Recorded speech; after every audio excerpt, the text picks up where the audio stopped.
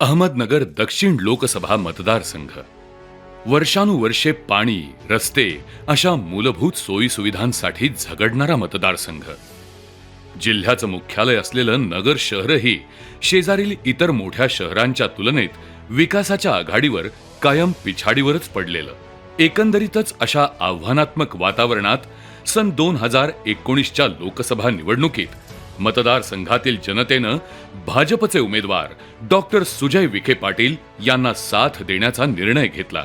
पंतप्रधान नरेंद्र मोदी यांच्या विकासक नेतृत्वाला प्रतिसाद देत नगरकरांनी डॉक्टर सुजय विखे पाटील यांना दिल्लीत पाठवलं आणि त्यांनी पहिल्याच दिवसापासून मतदारसंघाचा कायापालट करण्याचा संकल्प करून प्रत्यक्ष कामाला देखील सुरुवात केली. या दरम्यान त्यांनी विविध विकास कामे मार्गी लावण्यासाठी पाठपुरावा करण्याचं काम सुरू केलं आणि प्रत्यक्षात विविध कामे मार्गी लावली याची प्रचिती सर्व नगरवासियांना येतच आहे. नगर शहरातील स्टेशन रोडवरील बहुप्रतीक्षित उड्डाण पुलाचा प्रश्न जवळपास 20 वर्षांपासून प्रलंबित होता. या रस्त्यावर असणारी वाहतूक कोंडी आणि अवजड वाहतुकीमुळे होणारे अपघात यामुळे अनेकांचे बळी देखील गेले होते, तर अनेक जण जायबंदी झाले होते. हे चित्र पालटण्यासाठी खासदार डॉक्टर सुजय विखे पाटील यांनी केंद्रीय मंत्री नितीन गडकरी यांच्याकडे पाठपुरावा करून उड्डाण पुलासाठी 258 कोटी 30 लाख रुपयांचा भरीव निधी मिळवला. तसेच उड्डाण पुलासाठी संरक्षण विभागाची परवानगीही दिल्लीत योग्य तो पाठपुरावा करून मिळवली आणि नियोजित वेळेआधीच उड्डाण पूल प्रत्यक्षात साकारून नगरकरांना मोठा दिलासा दिला.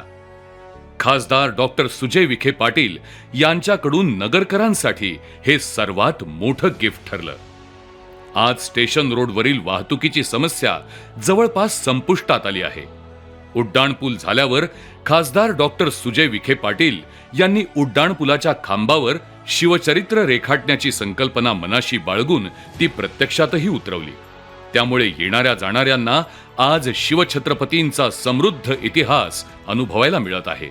नगर शहरातील अनेक वर्षांपासून प्रलंबित प्रश्नांची यशस्वी सोडवणूक खासदार डॉक्टर सुजय विखे पाटील यांच्या नेतृत्वात मागील 5 वर्षात झाली आहे. तब्बल 140.75 कोटी रुपयांची अमृत योजना देखील मंजूर करून ती पूर्ण करण्यासाठी सातत्याने खासदार डॉक्टर सुजय विखे पाटील यांनी पाठपुरावा केला. त्यामुळे आज नगरकरांना मुबलक आणि पुरेशा दाबाने पाणी पुरवठा होत आहे. याशिवाय भुयारी गटार योजना मार्गी लागल्याने सांडपाणी व्यवस्थापन सुरू झालं आहे. तसेच घनकचरा व्यवस्थापन प्रकल्प सुरू झाला असून रोजच्या कचऱ्याची योग्य विल्हेवाट लागत असल्याने कचरामुक्त स्वच्छ शहराकडे नगरची वाटचाल सुरू झाली आहे. खासदार निधीतून नगर शहरातील अनेक प्रभागात अंतर्गत रस्त्यांची कामेही मार्गी लागली आहेत. आरोग्याच्या दृष्टीने खासदार डॉक्टर सुजय विखे पाटील यांनी विशेष प्रयत्न करून महापालिकेमार्फत कमी खर्चात MRI तपासणी सुविधा उपलब्ध करून दिली आहे. नगरमध्ये 10 कोटी 88 लाख रुपयांच्या निधीतून विविध सुविधांनी युक्त VIP शासकीय विश्रामगृह देखील साकारण्यात येत आहे. यासह सावेडी प्रशासकीय इमारत येथे अद्ययावत महसूल भवनाचीही निर्मिती होत आहे. तसेच जिल्हा मुख्यालयाच्या ठिकाणी शासकीय जिल्हा ग्रंथालय अर्थात डिजिटल लायब्ररी तथा जिल्हा ग्रंथालय अधिकारी कार्यालयाच्या बांधकामास 14 कोटी 50 लाख रुपयांच्या निधीस मान्यता देण्यात आली आहे. जिल्ह्याचं मुख्यालय मूलभूत सोयी सुविधांनी युक्त करतानाच खासदार डॉक्टर सुजय विखे पाटील यांनी नगर शहराच्या बायपासचं कामही मार्गी लावलं आहे. तब्बल 2367 कोटींच्या निधीतून शहराच्या 4ही बाजूंनी बायपास रस्ते तयार झाले आहेत. त्यामुळे शहरातील वाहतुकीची समस्या कमी झाली असून या बायपासमुळे अवजड वाहने आता शहराबाहेरूनच पुढे जातात.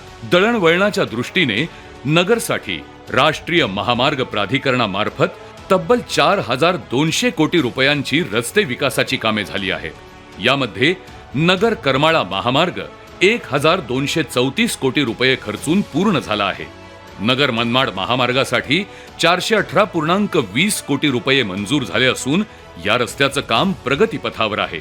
आढळगाव ते जामखेड महामार्गासाठी 867 कोटी, जामखेड ते सौताडा महामार्गासाठी 130 कोटींचा निधी, लिंपणगाव रेल्वे उड्डाणपुलासाठी 92 कोटींचा निधी मंजूर झाला आहे.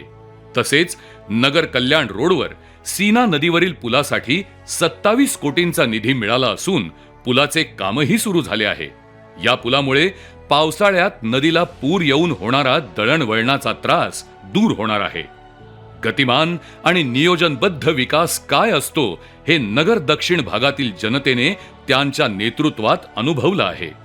यासोबतच नगर येथील डीएसपी चौक, नगर मनमाड रस्त्यावरील सह्याद्री चौक आणि सन फार्मा चौक या 3 उड्डाणपुलांच्या उभारणीसाठी 123 कोटी रुपये खर्चाचे काम लवकरच मार्गी लागणार आहे.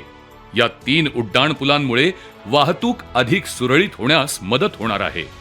तसेच नगर आष्टी जामखेड राष्ट्रीय महामार्गाच्या संपूर्ण कॉन्क्रिटीकरण कामासाठी 657.15 कोटी रुपयांचा, श्रीगोंदा शहरातील काष्टी श्रीगोंदा आढळगाव रस्त्यावर लेंडी नाला पुलाच्या बांधकामासाठी 10.55 कोटी रुपयांचा, तर बेल्हा ते शिरूर या 38 किलोमीटर राष्ट्रीय महामार्गाच्या विकासासाठी 386.16 कोटी रुपयांचा निधी मंजूर झाला आहे. स्वतः न्यूरोसर्जन असलेल्या खासदार डॉक्टर सुजय विखे पाटील यांनी नगरच्या आरोग्य क्षेत्रात भरघोस काम केलं आहे. कोविड महामारी काळात ऑक्सिजन प्लांटची उभारणी, रेमडेसिवीरची उपलब्धता, सर्व सुविधांनी युक्त अशा 12 रुग्णवाहिका, जिल्हा रुग्णालयात आयसीयूचं आधुनिकीकरण त्यांनी केलं. जिल्हा रुग्णालयात 18.20 कोटी रुपये खर्चून कार्डियक आयसीयू, कॅथलॅबची उभारणी केली. या सर्व सुविधांचा गोरगरीब रुग्णांना मोठा लाभ होत आहे. सरकारच्या आयुष मंत्रालयाच्या माध्यमातून नगरमध्ये 9 कोटी रुपये खर्चून अद्ययावत असं आयुष हॉस्पिटल देखील सुरू झालं आहे. स्वतः पंतप्रधान नरेंद्र मोदी यांच्या शुभ हस्ते या आयुष रुग्णालयाचं लोकार्पण संपन्न झालं आहे. जिल्हा रुग्णालयाच्या आवारातच सुमारे 16.81 कोटी रुपयांचे 100 बेडचे महिला आणि बालकांसाठी सर्व सुविधांनी युक्त नवीन विभाग उभारणीचे कामही वेगाने सुरू आहे. याशिवाय राज्य शासनाच्या माध्यमातून जिल्ह्यात नवीन प्राथमिक आरोग्य केंद्र, उपकेंद्रांनाही मंजुरी मिळाली आहे. त्यामुळे ग्रामीण भागातील जनतेला आपल्या घरात जवळच आरोग्य सुविधा उपलब्ध झाल्या आहेत. राहुरी येथे 6 कोटी रुपये निधीतून ग्रामीण रुग्णालय उभारण्यासाठी प्रशासकीय मान्यता देखील मिळाली आहे. यासोबतच राष्ट्रीय आरोग्य अभियान अंतर्गत राहुरी तालुक्यातील प्राथमिक आरोग्य उपकेंद्र चेडगाव येथे, श्रीगोंदा तालुक्यातील प्राथमिक आरोग्य उपकेंद्र मुंगुसगाव येथे, जामखेड तालुक्यातील प्राथमिक आरोग्य उपकेंद्र जवळके येथे आणि नगर तालुक्यातील प्राथमिक आरोग्य केंद्र नवनागापूर येथे नवीन मुख्य इमारतीच्या बांधकामास प्रत्येक ठिकाणी 55.50 लाखांचा निधी उपलब्ध करून दिला आहे. केंद्र सरकारच्या राष्ट्रीय वयोश्री योजनेचा सर्वाधिक लाभ नगर जिल्ह्यात वयोवृद्धांना मिळवून देण्यात खासदार डॉक्टर सुजय विखे पाटील यशस्वी झाले आहेत. तब्बल 37,415 लाभार्थींना 37,95,00,000 रुपयांच्या वैद्यकीय साधनांचं वितरण करण्यात आलं आहे. यासाठी मतदारसंघात ठिकठिकाणी शिबिरे घेऊन तपासणी करून लाभार्थी निश्चित करण्यात आले होते. दिव्यांग कल्याण योजनाही थेट दिव्यांगांपर्यंत नेण्यात यश मिळालं आहे. 7,147 दिव्यांग लाभार्थींना 5.5 कोटी रुपयांचे लाभ मिळवून देण्यात आले आहेत. खासदार डॉक्टर सुजय विखे पाटील चेअरमन असलेले विळदघाट येथील पद्मश्री डॉक्टर विठ्ठलराव विखे पाटील हॉस्पिटल देखील आज सर्वसामान्यांसाठी हक्काचे आरोग्य केंद्र बनले आहे. कॅन्सरवरील अत्याधुनिक उपचार केंद्र असल्याने कॅन्सरग्रस्त रुग्णांसाठी सदरील हॉस्पिटल वरदान ठरत आहे. विशेष म्हणजे कोविड संकटात डॉक्टर विखे पाटील फाउंडेशनच्या रुग्णालयात महिलांकरिता मोफत डिलिव्हरी करण्याची सुविधा निर्माण करून देण्यात आली होती. याचा सुमारे 500हून अधिक महिलांना फायदा झाला. नगर दक्षिण मतदारसंघातील शेतकऱ्यांसाठी देखील मागील 5 वर्षे ही खूप समाधान देणारी ठरली. प्रधानमंत्री पीक विमा योजनेतून खरीप हंगामात 3,64,348 तर रब्बी हंगामात 1,43,681 शेतकऱ्यांना लाभ मिळाला. प्रधानमंत्री किसान सन्मान योजना, नमो शेतकरी महासन्मान योजनेतून सुमारे 3 लाख शेतकऱ्यांच्या बँक खात्यात रक्कम जमा होत आहे. अतिवृष्टीमुळे नुकसान झालेल्या शेतकऱ्यांना शासनाच्या माध्यमातून नुकसान भरपाई मिळाली आहे. सिंचनाचे अनेक प्रकल्प मार्गी लागल्याने नगर दक्षिण मतदारसंघाची जिरायती पट्टा म्हणून जी ओळख होती ती आता कमी होताना दिसत आहे. साकळाई योजना सर्वेक्षण तसेच कुकडीच्या लाभक्षेत्रात येणाऱ्या नगर जिल्ह्याच्या हक्काच्या पाण्याकरिता प्रशासकीय स्तरावर पाठपुरावा करून शेतकऱ्यांना न्याय देण्याचा प्रयत्नही खासदार डॉक्टर सुजय विखे पाटील यांनी केला आहे. केंद्र सरकारच्या लोककल्याणकारी योजना प्रभावीपणे राबवून शेवटच्या नागरिकाला त्या योजनांचा लाभ कसा मिळेल या दृष्टीने खासदार डॉक्टर सुजय विखे पाटील यांनी विशेष परिश्रम घेतले आहेत. तसेच श्रीगोंदा कर्जत तालुक्याच्या विकासात माळढोक पक्षी अभयारण्याची अडचण येत होती. खासदार डॉक्टर सुजय विखे पाटील यांनी पाठपुरावा करून माळढोक अभयारण्याचं क्षेत्र 10 किलोमीटरवरून 400 मीटरवर आणलं. त्यामुळे या भागाच्या विकासाचा मार्ग मोकळा झाला आहे. नगर जिल्ह्यात राज्य शासनाच्या माध्यमातून विळद आणि सावळी विहीर येथे नवीन MIDC मंजूर झाले आहेत. त्यामुळे औद्योगिकीकरण आणि रोजगार देखील वाढणार आहे. यासोबतच महाराष्ट्र औद्योगिक विकास महामंडळ अहमदनगर अंतर्गत रस्ता देखभाल आणि दुरुस्ती करण्यासाठी आणि रस्ते डांबरीकरण करण्यासाठी 45 कोटी 74 लाख रुपयांचा निधी मंजूर झाला आहे. तसेच महाराष्ट्र राज्य शेती महामंडळाची बेलवंडी मळ्यातील मौजे पार्वतवाडी येथील 178.74 हेक्टर आर व मौजे पिसोरी बुद्रुक तालुका श्रीगोंदा येथील 73.69 हेक्टर आर अशी एकूण 252.43 हेक्टर आर जमीन नवीन औद्योगिक क्षेत्र स्थापन करण्यासाठी विनामूल्य हस्तांतरण करण्यास मान्यता मिळाली आहे.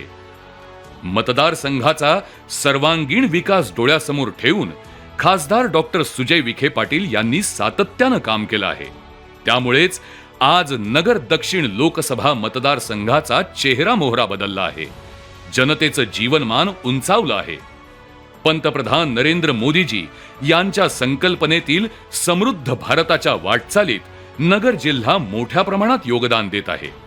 5 वर्षांमधील या सुजय पर्वासाठी केंद्रीय गृहमंत्री अमित शहा, भाजपचे राष्ट्रीय अध्यक्ष JP नड्डा, संरक्षण मंत्री राजनाथ सिंग, केंद्रीय दळणवळण मंत्री नितीनजी गडकरी साहेब, आरोग्य मंत्री मनसुख मांडवीय, आदरणीय नामदार राधाकृष्ण विखे पाटील यांचं अनमोल मार्गदर्शन आणि प्रोत्साहन मिळालं आहे. त्यामुळेच खासदार डॉक्टर सुजय विखे पाटील यांच्यावर विश्वास ठेवून भारतीय जनता पक्षाने पुन्हा एकदा नगर दक्षिण लोकसभा मतदारसंघात त्यांना उमेदवारी देऊन धडाडीच्या युवा नेतृत्वाला संधी दिली आहे. या संधीचं सोनं करून नगर दक्षिण मतदारसंघाचा आणखी विकास करण्यासाठी ते सज्ज झाले आहेत.